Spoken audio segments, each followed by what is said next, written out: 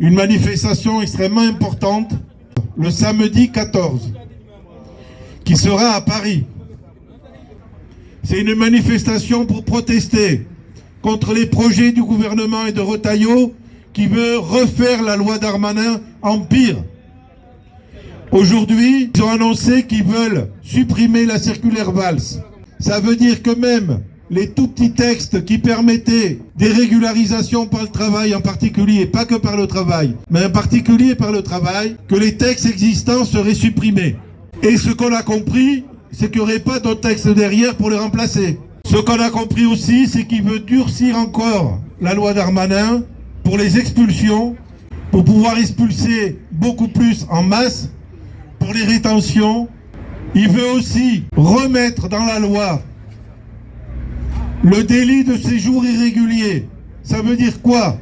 Ça veut dire que si cette future loi elle passe, on reviendra à la situation d'il y a plus d'une dizaine d'années, que non seulement on peut vous expulser avec les OQTF, etc., mais qu'en plus le fait d'être en situation de sans-papier en France, ça redeviendra un délit.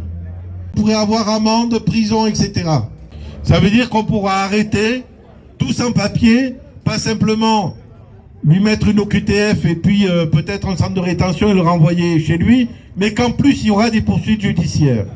Pour sauver sa peau de Premier ministre et pour rester au pouvoir, le Premier ministre actuel qui est en France vient de négocier avec l'extrême droite, c'est-à-dire avec Le Pen et Bardella, essaye de se vendre en faisant passer des mesures du programme du Rassemblement national. Et il a lâché en particulier une révision des textes sur l'aide médicale d'État. Donc, camarades, les mobilisations qu'on organise, la continuation du combat du piquet Chronopost pour que s'ouvrent les guichets ici, pour qu'on puisse déposer tous vos dossiers, pour que les 17 dossiers qui sont toujours en otage, dont on n'a pas de nouvelles depuis 1 an et demi, qui sont ici. Pour tout ça, on continue notre combat. Mais notre combat aussi, il continue avec toutes les forces, tous les autres collectifs, toutes les organisations, tous les syndicats qui sont en train de se mobiliser pour que ces mauvais coups contre l'immigration ne puissent pas être portés, que ce gouvernement abandonne tous ses projets et qu'enfin on aille vers la régularisation de tous les sans-papiers.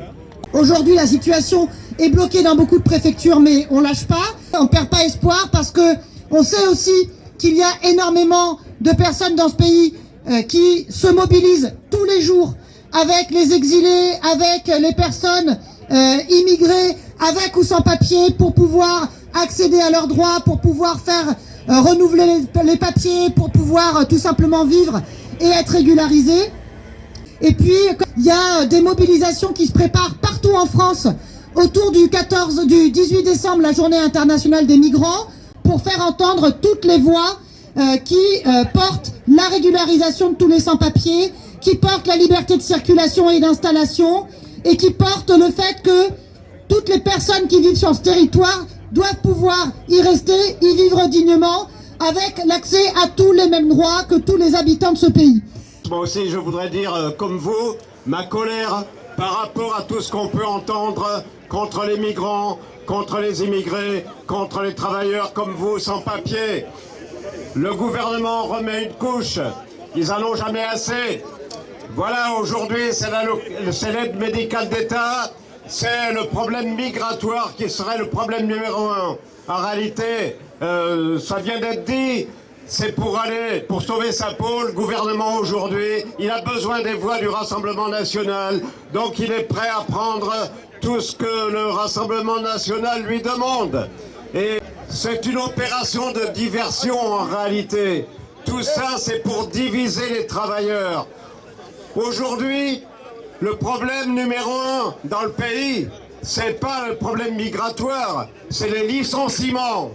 Il y a une cascade de licenciements dans la plupart des grandes entreprises de ce pays et qui font des profits en plus. En plus des licenciements, il y a les attaques contre les droits sociaux. Les fonctionnaires vont avoir 3 jours de carence, moins d'indemnisation pour la maladie, de plus en plus difficile pour se soigner. Et voilà, face à ça, eh bien, il n'y a que le rapport de force. Si l'ensemble des travailleurs, aujourd'hui, se défendent, rentrent en lutte, ne se laissent pas faire, qu'il y a des grèves, qu'il y a des manifestations et que tout ça, ça converge, eh bien, les choses peuvent changer en faveur des travailleurs. Parce qu'aujourd'hui, le rapport de force, il est malheureusement en faveur des patrons, en faveur du gouvernement.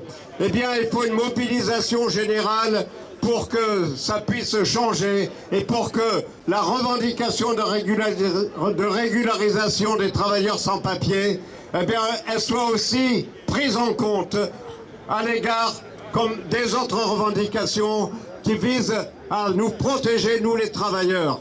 Parce qu'on subit les attaques, on subit la régression de notre niveau de vie, on subit les attaques sur l'emploi et c'est tout le monde qui est attaqué. On ne peut pas laisser les mains libres à tous ces gens-là qui veulent nous réduire tous dans la misère. Alors ce que j'espère, c'est que tous ces mécontentements, toutes ces colères, elles vont converger et vous avez tout à fait votre place dedans pour que la revendication des travailleurs sans papier qui sont les plus exploités de la classe ouvrière soit aussi prise en compte, tous ensemble. Merci. Eh oui, le copain il a raison, c'est tous ensemble qu'on y arrivera. Il y a un problème en France, il y a un problème dans le monde entier. C'est les milliardaires et leurs actionnaires. Et il y a... ça a un nom tout ça, hein. C'est l'exploitation de l'homme par l'homme. Voilà, il y a ceux qui exploitent et il y a ceux qui sont ensemble de l'autre côté. Et on est tous ensemble face à ces gens-là. Votre lutte, camarade, est admirable. Même si elle n'est pas victorieuse pour le moment, elle est admirable. Merci. Pour la simple et bonne raison que c'est une lutte de travailleurs.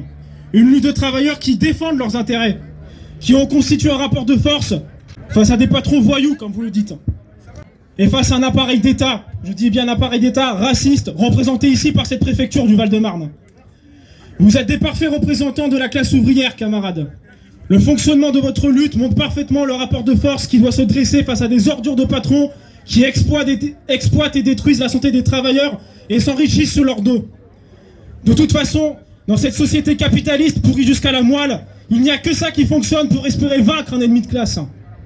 Car il faut appeler un chat, les patrons voyous sont des ennemis de classe, ainsi que leurs marionnettes que l'on retrouve en politique et dans les corps constitués de l'État. Des préfets qui se disent humanistes, soucieux de la dignité des personnes, ouverts au dialogue, et qui peuvent encore aujourd'hui se regarder devant une glace alors qu'ils n'ont pas hésité à vous laisser dormir dehors pendant 3 ans. Alors force à vous, camarades, dans cette lutte que vous menez depuis 3 ans. Car encore une fois, vous avez été très courageux face au mépris et à la haine des patrons voyous. Et face au mépris de la préfecture. C'est votre lutte, camarades. Et j'insiste bien là-dessus, c'est votre lutte. Et dans ce contexte, il n'y a que la lutte qui fera plier les patrons voyous, le racisme de la préfecture et le ministère de l'Intérieur. Votre lutte et absolument rien d'autre. Bon courage à vous, camarades, pour la suite. Merci. Il y a 80 ans, qu'est-ce qui s'est passé? C'est un massacre de l'armée française, des soldats de cette armée française qui revenaient de France, des tirailleurs sénégalais, venaient de pays qui sont aujourd'hui le Sénégal, le Mali, la Guinée, le Tchad, etc. C'était environ 1500. Ils avaient été faits prisonniers par les Allemands depuis plusieurs années, depuis 4 ans. Dans 4 ans, eh bien, en fait, comme pour tous les autres prisonniers, il y avait leur solde qui était compté. Pour eux, eh bien, l'armée française a décidé que 4 ans de solde, c'était bien trop pour des Noirs. Et donc, ils avaient décidé de leur donner beaucoup moins. Donc les soldats n'ont pas révolté, mais ils ont protesté. Ils ont protesté à un moment donné, ils ont arrêté une voiture d'un général. Et donc ils l'ont laissé repartir. Et donc le général a eu peur et le lendemain, ils ont entouré le camp de Tiaroy, et ils ont mitraillé. Et il y a eu environ 200 morts. Donc voilà ce qui s'est passé, c'est en 1944, 200 morts, 200 assassinats par l'armée française, sous la direction évidemment de l'État français. Donc c'est pour rappeler cet événement qu'il y aura un rassemblement ce dimanche. Et donc on vous demande d'être à 15h à côté des Halles, c'est la fontaine des Innocents. Nous sommes encore là La préfecture ne répond pas. Oui, quand on démarrait les piquets le 7 décembre 2021, l'actuel préfet n'était pas là. C'était une préfète, Sophie Thibault, qui est partie d'ailleurs. Alors ce nouveau préfet qui est là, même s'il ne connaît pas les détails de l'affaire, mais quand même il peut répondre. Monsieur le préfet, j'espère qu'il m'attend. Bon, il m'attend, il nous entend. Parce que je l'ai dit, mais avec la voix des camarades, notre voix. Est-ce que vous allez faire comme madame la préfète, faire semblant ou nous contourner par des contre-vérités? Alors nous, la lutte elle est claire. Nous l'avons dit ici. On va la répéter. C'est pour la régularisation des personnes qui ont occupé les piquets de grève devant Chronopost d'Alfortville. Ces personnes-là, ils sont en lutte. Nous sommes en lutte. Nous étions en grève. Maintenant, nous sommes en lutte. Depuis 36 mois, une lutte pour la régularisation. Et nous avons déposé les dossiers chez vous ici, dans cette préfecture-là. 32 au total. Nous avons eu 15 cartes. Les 17 dossiers relevés, on les demande. La régularisation. C'est pas ça seulement. Nous avons des personnes ici dont nous voulons déposer leurs dossiers collectivement. Il y a une liste fermée, on l'a dit. La préfecture le sait. Nous demandons qu'il y ait un rendez-vous pour un dépôt collectif pour ces personnes-là. Camarades, ils nous ont toujours dit non. Depuis le début jusqu'à là, ils nous disent non. Ils doivent comprendre que leur non ne nous fera pas reculer. Ils doivent comprendre que leur non ne nous découragera pas un seul jour. Ils doivent savoir que leur non ne nous fera pas céder. De toute façon, ils disent tout le temps non, jusqu'à ce que les jours qu'ils décident d'ouvrir. Ils peuvent dire non aujourd'hui, ouvrir demain, régulariser, moi je ne sais pas. Ils peuvent dire non longtemps aussi. Mais nous continuons la lutte.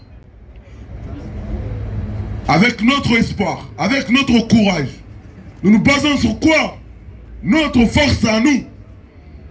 Je vous l'ai dit, c'est une lutte pour la liberté. Les prix et les chers. Depuis 16h, depuis 15h30, il y a des camarades qui sont là. Debout, au froid. C'est pas pour rien, ça veut pas dire qu'ils n'ont rien à faire, non. Ils sont là pour dire que vous les maltraitez. Pour dire que vous nous maltraitez. Nous sommes là pour dire que vous nous mentez. Nous sommes là depuis 15h30 jusqu'à maintenant pour dire que vous nous parlez des règles que lorsque nous ne sommes pas dedans, une fois que nous sommes dans les règles, que vous faites silence radio. Nous sommes là, nous hissons le ton pour dire que vous-même vous foulez les pieds à vos propres règles. Nous sommes là pour vous dire que le piquet qui s'est installé depuis le 7 décembre, qui a tenu 35 mois, que vous avez décidé de l'expulser par force illégalement. Une expulsion scandaleuse et honteuse. Donc pour tout ça, nous sommes là. Nous sommes là pour dire que vos entreprises nous exploitent. Que vos entreprises nous volent. Que vous nous exploitez. Que vous nous volez. Que vous profitez de nous. Que derrière vous dites que nous, c'est nous les profiteurs. C'est des contre-vérités. Nous ne sommes pas des profiteurs. C'est vous qui profitez de nous. C'est vous qui nous exploitez chez nous, qui exploitez économiquement nos pays. C'est vous qui avez déclenché les guerres chez nous. Raison pour laquelle l'ensemble de ces hommes et femmes sont là, à la quête d'une vie meilleure. Pour donner une solution à la famille qui est restée. Alors maintenant, vous nous maintenez dans l'illégalité, vous nous exploitez, vous fabriquez d'autres personnes, vous mettez d'autres personnes dans l'illégalité, parce que la préfecture de Créteil fabrique des sans-papiers. Mercredi dernier, il y avait un rassemblement ici contre ça, contre la dématérialisation, contre les OQTF. Alors l'heure est grave, camarades. Il est temps qu'on brise ces murs-là qui est devant nous. L'heure est grave, oui. Parce que maintenant, ils nous disent, ils commencent à dire que même on n'a pas le droit de travailler avec la pièce d'identité de quelqu'un d'autre. On n'a jamais droit. Hein. Mais bon, on va dire les choses. Maintenant, ils disent, travailler avec des fausses pièces d'identité, même si vous êtes dans la circulaire Valls, c'est OQTF. Travailler avec une alliance, vous avez une attestation de concordance, c'est possible qu'il y ait des OQTF. Alors maintenant, nous allons vous poser des questions. Vous dites que nous, pour que nous soyons régularisés, que nous présentons des preuves de travail. Alors si nous ne pouvons pas travailler sous alias, si nous ne pouvons pas travailler avec des fausses pièces d'identité, qui est illégal bien évidemment, pourquoi vous nous demandez de fournir des preuves de travail? Comment nous allons travailler? Nous allons travailler sans déclarer, et comment nous allons le prouver? Donc maintenant, l'histoire elle est claire. Ils nous font la guerre maintenant, ouvertement. Ça veut dire, rester comme ça, travailler comme ça, vous arrivez à la retraite comme ça, peut-être vous mourrez comme ça, mais nous, on ne va jamais vous reconnaître. Mais derrière, vous allez toujours cotiser pour nous. Derrière, vous allez toujours payer des impôts pour nous. Maintenant, vous ne voulez pas nous régulariser. Alors, c'est clair de Bruno Retailleau, si ça va supprimer circulaire Valls, ça veut dire une circulaire de non-régularisation. C'est pour ça qu'on a dit, il faut qu'on s'unisse l'ensemble des collectifs, l'ensemble des syndicats, l'ensemble des associations, l'ensemble des partis politiques qui défendent la cause. Dès que non, ça c'est pas l'égalité de droit. Donner systématiquement des autorisations de travail aux gens, délivrer des titres de séjour pérennes, arrêtez de fabriquer, arrêtez de maintenir des gens dans une précarité qui ne dit pas son nom. Alors c'est pour ça la lutte pour la régularisation de l'ensemble des occupants des piquets de grève. On continue, on ne lâchera pas jusqu'à ce que la dernière personne obtienne sa régularisation.